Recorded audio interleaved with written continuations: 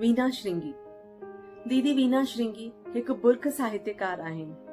हिननि जा घणा ई पुस्तक रिलीज थी चुकिया आहिनि जेके हिंद ऐं सिंध में बेहद ई पसंद कया विया आहिनि।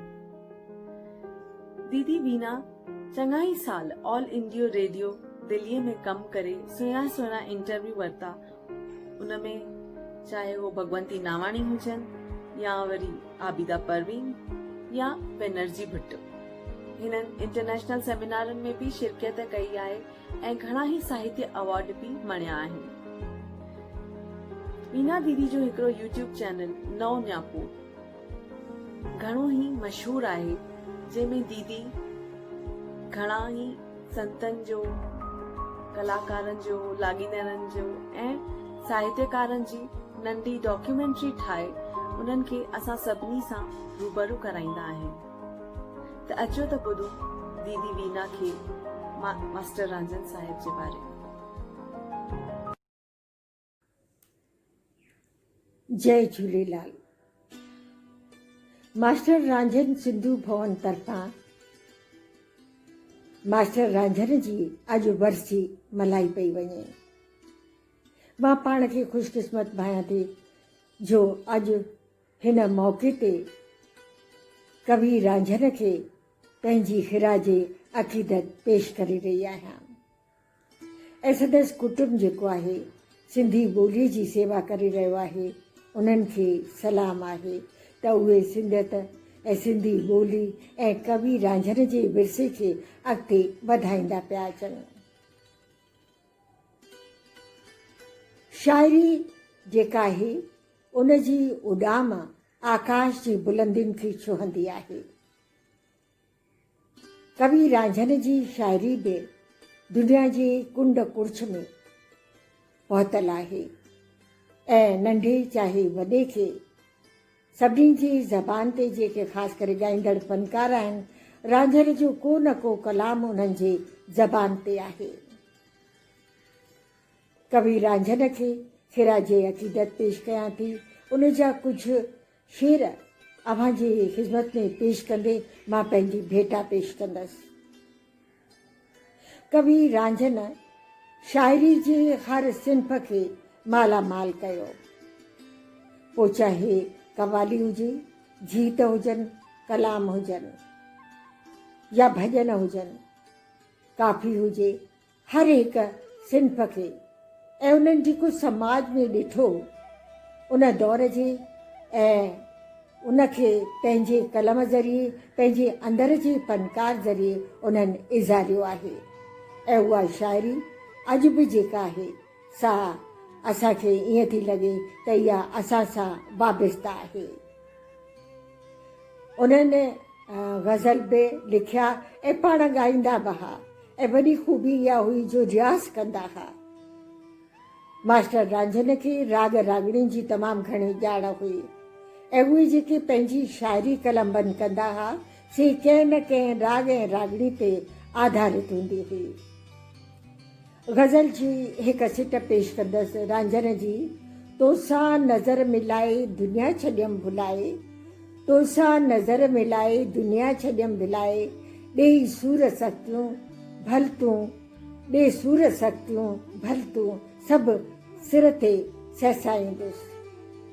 ग़ज़ल जी जेका सिन्फ़ आहे तमामु थोरा ग़ज़लगू सुठा ॻाईंदड़ आहिनि।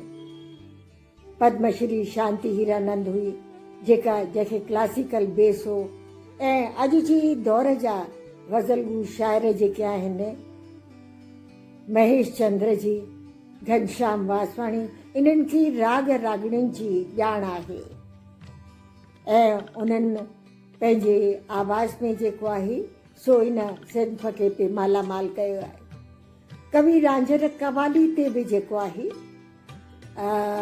कलम आज़माई कई, उन सिन्फ़ ते बि, काफ़ी ते बि ऐं कवाली जेका आहे राग तुलनि ते आधारित। उन में चवनि था दुख सुख जी आहे पाण में यारी, दुख सुख जी आहे पाण में यारी, कॾहिं शहनशाह त कॾहिं भिखारी। या इन खां अलावा हिकु ॿिए हंधि फरमाइनि था माल ख़ज़ानो जी गीत आहे, माल ख़ज़ानो ऐं माड़ियूं हिकु ॾींहुं तोखे छॾिणो आहे, हथ सां तूं कर करम धर्म जे आईंदो तोखे अॾिणो आहे।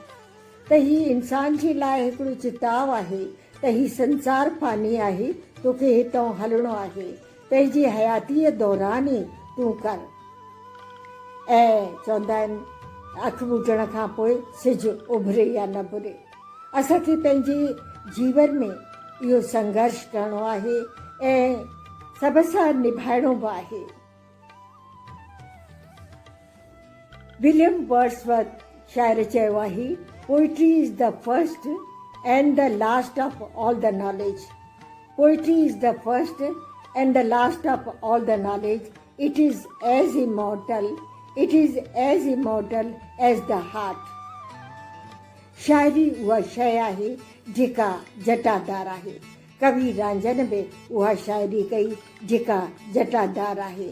संदसि अंदर जो फनकार उजागर हो ऐं पंहिंजे फन ज़रिए जेको आहे उनखे कलम बंदि कयो। त अॼु वरसी जे मौक़े ते मां पंहिंजे श्रद्धा जा गुल पेश करे रही आहियां ऐं पंहिंजी ख़िराजे अक़ीदत कवि रांझन खे पेश करे रही आहियां। पंहिंजे अक़ीदत जो इज़हार कंदे मां इहो बि चवंदसि त वलेछा परिवार खे ऐं जेके सिंधू भवन सां जुड़ियल आहिनि, रांझन जो सॼो कुटुंब, उन्हनि खे 100 सलाम। संदसि पोटी संगीता सुखवाणी जेका आहे उहा जेके सेवा कार्य ऐं ॿोली जे सिलसिले में जेके कार्य करे रही आहे, नई टहीअ खे अॻिते आणे रही आहे, त सचपच मां उनखे सलाम कयां थी। ऐं उहा कवि रांझन जी जेका आहे विरसे जी वारसी करे रही आहे ऐं इहा सभ खां वॾी ख़िराजे अक़ीदत जेका आहे सा रांझन लाइ थींदी। त हींअर मां अव्हां खां इजाज़त वठी रही आहियां ऐं पंहिंजा श्रद्धा जा गुल पेश कंदे इहो ई चवंदसि, कवि रांझन अजर आहे, अमर आहे, पंहिंजे लिखणियुनि ज़रिए, पंहिंजे शाइरी ज़रिए।